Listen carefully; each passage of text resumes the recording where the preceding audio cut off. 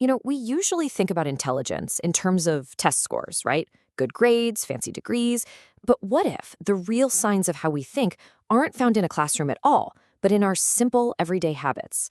Today, we're going to look at intelligence from a whole different angle, a psychological one that suggests our daily behaviors might just reveal everything. And this quote, man, it just hits the nail on the head, doesn't it? This isn't about being book smart versus street smart. What psychologists are getting at is that the true measure of intelligence might be in our daily mental routines.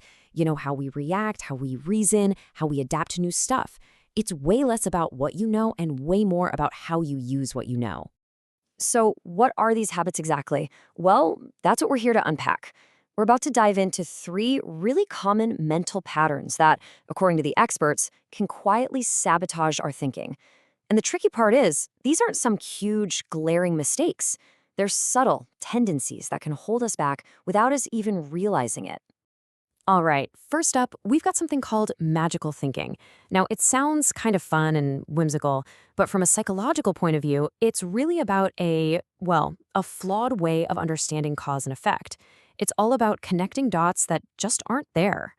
The key word in this definition right here is habit.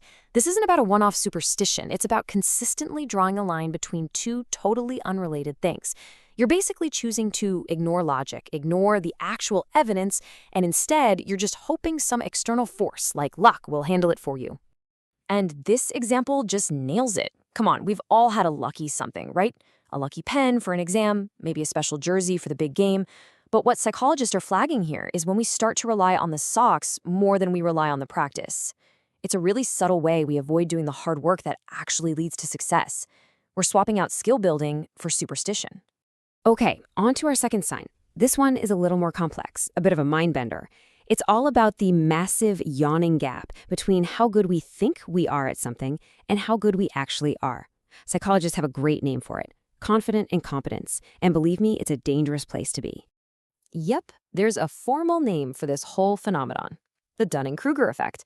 And here's the wild, ironic twist to it, the real kicker. You actually need a certain amount of skill in something just to be able to recognize how little skill you have. It's a total cognitive blind spot. People literally don't know what they don't know, which makes them incredibly, unshakably confident in things they're just plain wrong about.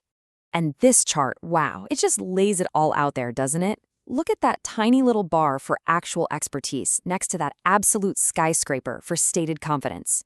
The huge, empty space between those 2 bars, that's where all the trouble happens. And this isn't just about being arrogant. It's a genuine, fundamental flaw in how someone sees themselves. And I think we've all met this person, right? It's the internet expert. They read one article, maybe watch a YouTube video, and suddenly they're ready to debate a Nobel laureate. A tiny bit of knowledge can feel like a whole lot, and it leads people to argue with this deep, passionate conviction about a subject they've barely scratched the surface of. Real expertise? Well, that usually comes with a lot of humility, because you know just how much you still don't know. That last point leads us perfectly into our third and final sign. Because if confident incompetence is about not being able to see your own flaws, rigid thinking is about refusing to change even when those flaws are staring you right in the face. It's like building a mental fortress around your beliefs to keep any new ideas out.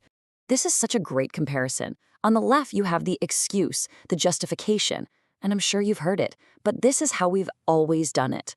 That phrase is a massive red flag, because the reality, as you can see on the right, is that it's just a refusal to adapt. It's not a strategy, it's a hamster wheel. It chooses comfort over progress, and it traps you in this outdated way of doing things.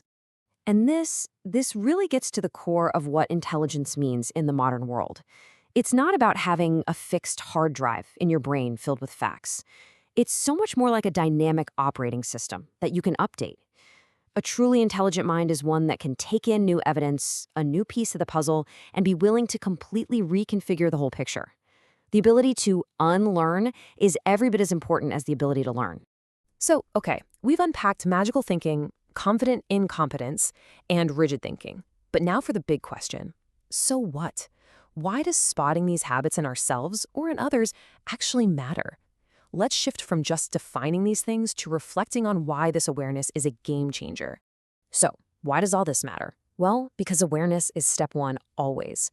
When you can spot these traps, it pushes you toward intellectual humility.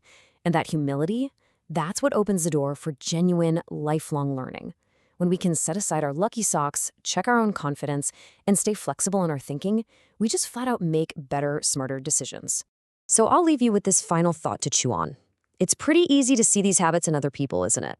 The real challenge, the real test of intelligence maybe, is having the courage to look for them in the mirror. Think about that for a bit. Thanks for watching.